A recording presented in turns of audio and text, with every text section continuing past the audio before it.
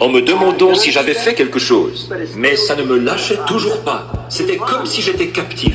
Ce qui est très étrange, c'est que ça se soit dissipé au moment où ce message a été apporté. Vous voyez, celui de ce matin. Maintenant, est-ce que c'était Dieu qui attendait à cause de ceci? Je ne sais pas. Vous voyez, ces choses étaient toutes dans ma pensée. Vous pouvez vous imaginer ce qu'il y a dans le cœur d'un homme quand il faut supporter ce genre de choses. Vous voyez, de penser à ce qui est en train de se produire et de savoir, en le disant aux gens, de savoir que certains vont le comprendre de travers et que certains vont partir dans cette direction-ci et dans cette direction-là. Vous savez ce que c'est. Certains vont croire, d'autres non. Mais c'est ce qu'il faut supporter. Comment le dire sans blesser? Comment le dire pour que ce soit efficace? Comment le dire de manière que les gens voient qu'on ne cherche pas à s'en prendre à eux, qu'on les aime? Comment être strict et ferme tout en étant plein d'amour?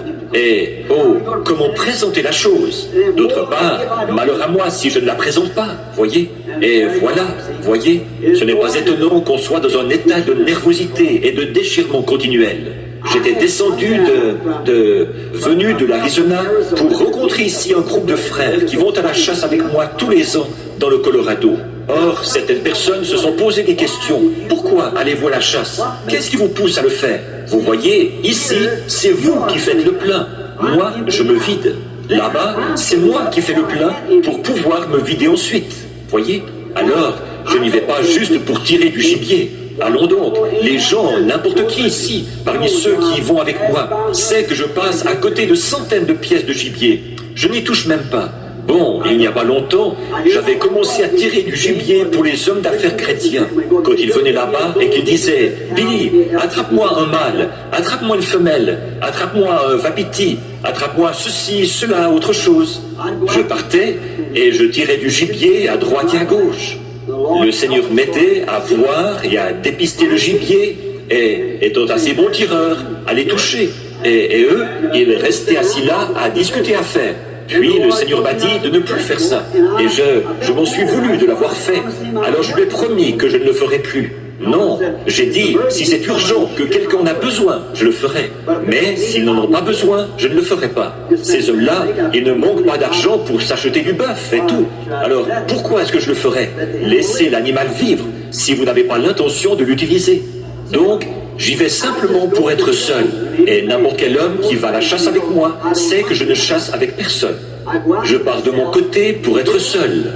Je vais avec eux pour avoir une communion fraternelle le soir, être tous là et prier et tout. Mais il y avait beaucoup d'autres ministres là-bas. Il y avait, là-bas dans les montagnes cette année, il y avait notre frère Palmer. Je crois l'avoir vu quelque part, il y a quelques instants. Le voilà, assis ici, frère Palmer. Et un certain frère Bob Lambert. Il était ici ce matin. Je l'ai entendu pousser des cris quelque part. Je pense qu'il est encore ici. Et il y avait aussi un frère, les deux frères Martin. Je pense qu'ils sont ici. Les frères Martin, est-ce qu'ils sont ici? Frère Martin, vous m'avez appelé l'autre jour. Vous avez bien fait. Ce jeune homme a été guéri. Ce frère dans le ministère. Êtes-vous ici? Celui pour qui j'ai prié au téléphone l'autre jour. Son nom m'échappe. Il vient de l'Arkansas. Sa femme m'avait appelé. Cet homme avait un côté tout enflé et une forte fièvre. Il était en train de mourir. Il s'agit de l'homme qui avait été désigné à la réunion de Little Rock ou de Hot Springs, qui se trouvait à cette réunion. Il est bel homme. S'il est ici, je pense que maintenant, il ne voudra sûrement pas se lever. Mais son nom m'échappe. Je n'arrive pas à me rappeler son nom. Blair, frère Blair, quelqu'un. Bon, eh bien, il se trouvait à la réunion de Little Rock. Combien était à celle de Hot Springs? Combien était à cette réunion? Et le Saint-Esprit a désigné ce jeune homme et lui a dit que le diable essayait de l'amener à me renier, à dire que j'étais un faux prophète. Et cet homme a attesté que c'était la vérité. Vous voyez ce que le diable était en train de faire? Cet homme ne consulte pas les médecins. Il n'est pas d'avis qu'on doive consulter les médecins. Mais Satan savait que cette maladie allait le frapper et qu'à ce moment-là, il pourrait le faire mourir. Voyez? Donc, il essayait de l'amener à me renier. Et le Saint-Esprit, dans sa grâce, l'a désigné et lui a dit de ne pas faire ça. Et cet homme m'était inconnu. Il l'a désigné, lui a dit de ne pas faire ça. Et l'autre soir, sa femme a appelé en disant « Frère Branham, je crois qu'il est en train de mourir. » Elle a dit « Il est tout enflé. Et avec la fièvre qu'il a, il est presque hors de lui. » Et elle a dit, la dernière chose qu'il a dite, c'est « Appelle Frère Branham. » J'ai dit, avez-vous quelque chose? Votre sac à main avec un mouchoir dedans? J'étais à Tucson, elle était en Arkansas. Et j'ai dit, avez-vous quelque chose? Elle a dit qu'elle avait, je crois, son foulard. J'ai dit, bon, posez votre main sur ce foulard et tenez le combiné de l'autre main. Et j'ai prié, j'ai demandé à Dieu d'être miséricordieux et de repousser cet ennemi. Et elle est allée poser le foulard sur cet homme. Le lendemain matin, c'est lui qui m'a appelé. Alors, environ 24 heures plus tard, ou même moins, notre précieux frère, je ne l'ai pas encore vu ce soir, frère Roy Robertson. À un moment donné, vous savez, frère Roy était un homme plutôt militaire. S'il est ici, j'espère qu'il comprendra. En effet, je ne condamne pas ça. Mais tout est strict. Il était sergent à l'armée, vous savez. Et forcément, on comprend un peu l'habitude de faire affaire avec les hommes comme ça se fait dans l'armée. Bon, les choses spirituelles, c'est pour les autres, pas pour lui. Mais le Seigneur l'a épargné. Il serait mort. On l'avait laissé pour mort pendant longtemps. Le Seigneur l'a guéri. Depuis, il a toujours suivi fidèlement. Mais il ne connaissait rien de toutes ces choses spirituelles, ni des visions. Et il n'y a pas longtemps, beaucoup sont au courant de la vision qu'a eue frère Roy, avant même que j'aille là-bas. Et où il m'a vu debout sur la montagne, là, dans cette lumière, et une voix est sortie de moi. Cela a enlevé tout doute à frère Roy. Et l'autre soir, il était frappé à un point tel par la maladie, avec une fièvre tellement forte et tout. Le médecin lui avait donné des médicaments et autres, mais ça ne lui faisait aucun bien. Il en était même au point où il ne pouvait même plus bouger. Ses jambes et tout étaient comme paralysés. Ce brave frère, le pauvre, il avait été mis en pièces par un éclat d'obus provenant d'un 88 allemand. Et c'était simplement, je pense que tout son détachement avait été tué, tous sauf lui. Et l'explosion l'avait mis en pièces. Et savez-vous ce qui est arrivé? J'ai dit à sa noble épouse, sœur Robertson, j'ai dit, avez-vous quelque chose avec vous? Elle a dit, j'ai un mouchoir sur lequel vous avez déjà prié. Allez le chercher. J'étais à Tucson, elle a posé sa main dessus, j'ai prié, réprimé ça et j'ai dit, sœur Robertson, ça va disparaître. Quelque chose venait de me dire, ça va disparaître. Dis-le. Et moins d'une demi-heure plus tard, la fièvre avait disparu. Il était à la cuisine, il cherchait quelque chose à manger. Voyez, voici ce que j'essaie de dire. Ne perdez jamais confiance. Ne laissez pas Satan vous dire du mal de moi, parce qu'il y en a beaucoup. Mais gardez cette confiance, parce que si vous ne le faites pas, ça n'arrivera pas. Ne regardez pas à moi en tant qu'homme. Je suis un homme, je suis plein de fautes. Mais regardez à ce que je dis à son sujet, à lui. C'est de lui qu'il s'agit. Pendant que nous étions dans le Colorado, vous voyez, pendant que nous étions là-bas, nous y sommes allés, le temps avait été très sec, le gibier était rare. Le Seigneur avait béni frère Wheeler, il lui avait donné un beau trophée, et nous nous en réjouissions vivement. C'était la première fois qu'il allait chasser dans les bois, et le Seigneur l'a béni. Et moi, j'avais abattu un beau trophée, celui que j'attendais depuis 20 ans, que je guettais. Frère Banks et moi, ça faisait longtemps que nous le poursuivions. Et quand j'avais ajusté ma carabine dans une région chaude et de l'avoir emporté dans une région froide, alors le feu a gonflé, bien que le mécanisme ait été assis sur une couche de résine. Alors la balle a dévié de plusieurs pouces et l'animal qui se trouvait entre les arbres a été touché au mauvais endroit. S'il avait été touché plus bas, l'animal aurait été tué sans cruauté, en une seconde. Mais il était touché tellement haut, là, qu'il a fait un bond, et on aurait dit qu'il était tombé, comme ça. Billy était avec moi, et il a dit « touché ». Je pensais la même chose, mais quand nous sommes arrivés sur place, ce n'était pas le cas. Il a dit « tu as touché un arbre ». J'ai regardé de haut en bas, mais il n'y avait pas de marque sur l'arbre. Ensuite, je suis parti à sa recherche. C'est alors qu'il y a eu un signe, un avertissement. Il y avait presque 100 hommes juste au-dessus de nous. Frère Palmer et les autres en sont témoins. Et frère Evans aussi, c'est vrai, il y était. Frère Wedge Evans et son garçon Ronnie, je crois que je les ai nommés tout à l'heure. De nombreux hommes étaient montés par groupes au-dessus de nous, à ce qu'on appelle le camp des vaches. C'est là que logent les cow-boys et qu'ils font leur tournée à cheval pour garder les bœufs séparés. Moi-même, dans le temps, je m'installais dans ce camp-là, je rassemblais le bétail et je gardais les bêtes séparées. Et donc, là-bas, il y avait une centaine d'hommes.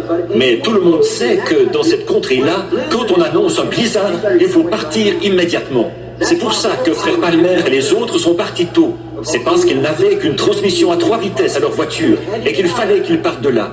En effet, par ce temps, quand on est là-bas, il se pourrait qu'on y reste pendant des semaines. Alors on a annoncé, il va y avoir un blizzard. La météo, les journaux, la radio, chargement après chargement, pratiquement tout ce qu'il y avait là-bas est parti. Ils sont partis immédiatement, parce qu'ils savaient qu'il fallait partir de là. Mais mes frères avaient un permis qui donnait le droit de tuer 2 cerfs, alors ils ne voulaient pas partir. Donc j'ai dit, eh bien, nous allons rester. Mais j'avais une réunion environ 6 jours plus tard, et il fallait que je retourne à Tucson. Donc, ma petite épouse, nous sommes mariés depuis 22 ans. Et pendant 20 ans, chaque fois, le jour de notre anniversaire, je me suis trouvé là-bas. Ça tombe toujours cette date-là. Alors, il y a un petit coin où je vais toujours prier. Ça ressemble à l'endroit où je l'avais emmené. Vous savez, j'ai fait un petit quelque chose. Vous savez, je n'avais pas assez d'argent pour faire les deux, une partie de chasse et mon voyage de noces. Alors, comme voyage de noces, j'ai en quelque sorte emmené ma femme dans une partie de chasse. Alors, nous étions dans l'État de New York, et je me rappelle l'avoir soulevée pour l'aider à passer par-dessus les troncs et tout, pour arriver à un certain endroit. Et j'ai un petit coin là-bas, je pense toujours à elle quand j'y vais au moment de notre anniversaire. Le 23 octobre, là-bas, c'est la saison de la chasse. Et depuis 20 ans, je n'ai pas été à la maison, je suis toujours là-bas. Alors, ce jour-là, c'était notre anniversaire.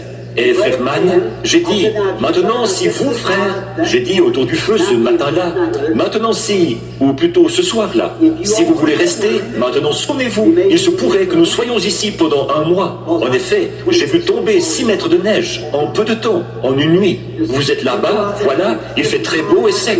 Et le lendemain matin, il y a une épaisseur comme ça de neige, plus haut, peut-être plus haut que votre tente. Et donc, j'ai dit, alors, vous restez là jusqu'à ce que ça fonde. Donc, vous êtes de 25 à 30 km à l'intérieur d'une région sauvage. Et donc, j'ai dit, si c'est une situation d'urgence, alors bien sûr, on envoie des hélicoptères et on vous sort de là. Mais généralement, il faut, si personne n'est en danger de mort, il faut attendre là-bas. Donc, tout le monde file dès qu'ils entendent cette émission, ou plutôt ce bulletin de météo. Donc, nous étions là-bas et j'ai dit, maintenant, prenez une décision. Si vous voulez rester, je suis ici pour chasser avec vous. Je vais appeler ma femme pour lui dire bon anniversaire.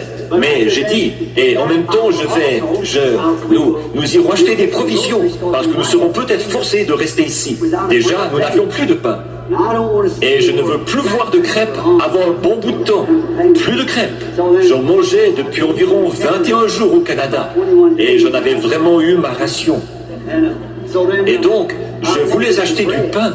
Alors, ils ont dit qu'ils voulaient rester. Donc, il n'y avait rien à faire, rester. Mais frère Mann et moi, nous sommes partis, nous sommes descendus et j'ai acheté les provisions. J'ai appelé ma femme, mais il n'y avait pas de réponse. Pas de réponse. Alors, j'ai attendu environ 1 heure, jusqu'à ce que nous ayons fait nos provisions. Je suis retourné, j'ai rappelé, elle ne répondait pas. Et il fallait que j'appelle Sir Evans. Je crois que Sir Evans est ici. Et j'ai dit, oui, frère Evans, Sir Evans, ils sont ici. J'ai donc appelé Sir Evans, de la part de frère Evans, je le lui ai dit. Elle a dit, je vais appeler Sir Branham pour le lui dire. Bon anniversaire, bien sûr, vous savez. Donc, mais elle était sortie faire des courses, acheter des provisions pour les enfants. Puis, nous sommes retournés là-bas. Le lendemain matin, le ciel était couvert de nuages. Il n'avait pas plu là-bas pendant tout l'automne, et c'était vraiment sec. Ils avaient prolongé la saison de la chasse de quelques jours à cause de la sécheresse. Eh bien, ce matin-là, j'ai dit aux frères, maintenant, à la première goutte de pluie qui tombera, au premier flocon de neige, au premier grésil, ou quoi que ce soit, retournez au camp à toute vitesse, parce que moins de 15 minutes plus tard, vous ne pourrez plus voir votre main devant vous. Voyez, ça va souffler en rafale, et quelle que soit votre connaissance de la région, vous serez bloqué là et vous périrez. En effet, parfois, on n'arrive même plus à respirer à cause du grésil qui souffle si fort et on meurt sur place. Et j'ai dit, dès qu'il se mettra à tomber du grésil, retournez au camp à toute vitesse, où que vous soyez. Bon, j'ai dit, montez par ici et mettez-vous dans ces ravins. Moi, je vais grimper jusque très haut et faire rouler les pierres du haut de la colline et tout pour effaroucher les cerfs, les faire descendre de là-haut. Et vous n'aurez qu'à faire votre choix. Alors, je me suis mis à grimper très haut, et au moment où j'allais arriver à l'endroit que nous appelons la Selle, un petit endroit là-bas, je passe toujours par là pour me rendre à un endroit appelé Quaker Knob, qui se trouve juste sur la ligne de partage des montagnes rocheuses, très haut. Et comme j'arrivais presque à cette petite Selle, les nuages devenaient de plus en plus noirs. Il ne restait plus une seule voiture. Il n'y avait plus que nous là-haut, pour autant que, et le cow-boy au camp. Le temps se gâtait de plus en plus. Alors, au bout de quelques minutes, il a commencé à pleuvoir. Eh bien, j'ai pris mon fusil et je l'ai mis sous ma veste pour éviter que la lunette se couvre de buée et que le fût soit mouillé, au cas où je rencontrerais un ours ou quelque chose comme ça en revenant. Alors je tenais mon viseur comme ceci et je me suis assis quelques instants sous un arbre. J'étais assis là et je priais. J'ai dit, Seigneur Dieu, tu es le grand Jéhovah et je t'aime. Que d'expériences j'ai vécues. J'ai montré aux frères, à frère Palmer et aux autres, les différents endroits. L'endroit où cet aigle, vous savez, je l'ai vu s'élever ce jour-là, vous savez, et comment c'est dans ces endroits-là que toutes ces choses se sont produites. Là-bas, il y a quelque chose qui me touche de très près, là-bas. J'ai vécu tant d'expériences extraordinaires avec mon Seigneur, là-haut dans ces montagnes. Alors, on ne peut tout simplement pas aller là-bas sans le voir. Il est partout. Et donc, pendant que j'étais assis là, le grésil s'est mis à tomber et le vent a soufflé en rafale, comme ça. Je me suis dit, je connais le chemin pour descendre, mais je ferais mieux de partir d'ici tout de suite. Alors je me suis dit, en regardant vers le bas, je ne voyais même plus ce qu'il y avait en contrebas. Avec ces nuages qui tourbillonnaient, tournoyaient et ce grésil qui soufflait. Et voilà, c'était le blizzard. Ce qui avait été annoncé depuis plusieurs jours, qu'il allait y avoir un violent blizzard. Frère Tom est ici.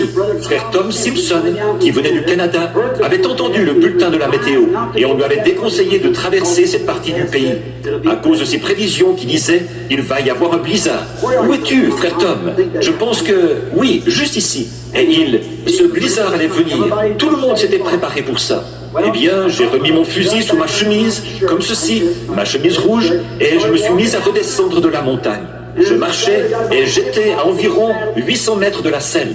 Et oh là là, il y avait de gros flocons de neige comme ça, et le vent en rafale sur la montagne qui soufflait. Je ne voyais plus ce qu'il y avait en contrebas. Je voyais à environ 6 mètres devant moi, ou peut-être 9 mètres. Et je savais qu'il fallait descendre par un genre de petit, ce qu'on appelle un petit dos d'âne, une petite crête. Après quoi, j'arrivais au ruisseau. Ensuite, je savais qu'il fallait suivre ce ruisseau. Et je savais où aller si ça se gâtait vraiment trop. Et donc, je me suis mis à descendre. Et à peu près à mi-chemin, quelque chose m'a dit, aussi clairement que vous m'entendez, « Arrête-toi et retourne là-bas ». Eh bien, je me suis dit, qu'est-ce que j'ai pensé là? Peut-être que ce n'est que mon imagination. Mais je n'arrivais plus à faire un pas en avant. David m'avait préparé un sandwich ce matin-là. Et je pense qu'il essayait de me rendre l'appareil, parce que je n'avais préparé un à son papa une fois, avec des oignons et du miel. C'est tout ce que nous avions. Alors, il m'en avait préparé un, avec du saucisson de Bologne, et, oh, je ne sais trop ce qu'il avait empilé là-dedans. Je l'avais dans ma chemise, et il avait été mouillé à travers ma chemise. Je me suis dit, je vais juste m'arrêter pour manger ça. Et peut-être qu'ensuite tout ira bien. Alors j'ai sorti ce sandwich, il était vers les 10 heures, et j'ai commencé à manger le sandwich. En mangeant le sandwich, je me disais, maintenant tout ira bien. Et je me suis remis en marche. Mais quelque chose a dit, retourne là d'où tu viens.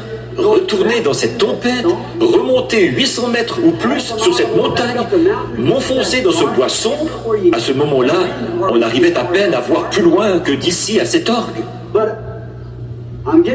Mais je deviens vieux. Voilà 33 ans que je suis chrétien. Et je sais que peu importe combien ça peut paraître ridicule, obéissez au Seigneur. Faites ce que le Seigneur dit. J'ai fait demi-tour et je suis reparti vers la selle, en avançant à tâtons. Oh, le grésil devenait de plus en plus violent. Il faisait de plus en plus sombre. Je me suis assis là et j'ai de nouveau mis ma veste comme ceci, ou ma chemise sur le viseur. Je me suis assis. Je me suis dit, qu'est-ce que je fais ici? Pourquoi revenir ici? J'ai attendu quelques minutes. Au moment où j'allais me relever, et aussi clairement que je pourrais jamais souhaiter l'entendre,